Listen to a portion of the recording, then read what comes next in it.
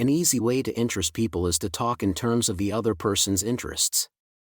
Talking to people in terms of their interest would make you appear an interesting person. This is the story of Mr. John, who cracked a business deal using this simple method. Mr. John had been trying to sell bread to a certain New York hotel.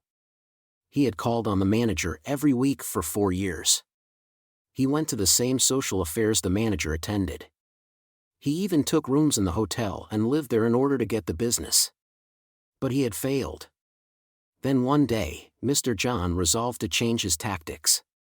He decided to find out what interested this man, what caught his enthusiasm.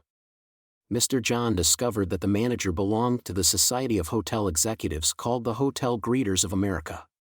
He not only belonged, his bubbling enthusiasm had made him president of the organization and president of the International Greeters. No matter where its conventions were held, he would be there. So when Mr. John saw him the next day, he began talking about the greeters. The response Mr. John received was surprising. The manager talked to Mr. John for half an hour about the greeters with vibrant tones and enthusiasm. Mr. John could plainly see that this greeters organization was not only his hobby, it was the passion of his life. Before Mr. John left his office, the manager had sold him a membership in his organization. During the conversation, Mr. John had said nothing about bread. But a few days later, the steward of his hotel phoned Mr. John to come over with samples and prices. Think of it! Mr. John had been drumming at that man for 4 years trying to get his business, but had failed.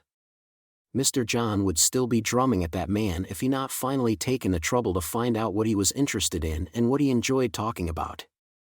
Thanks for watching.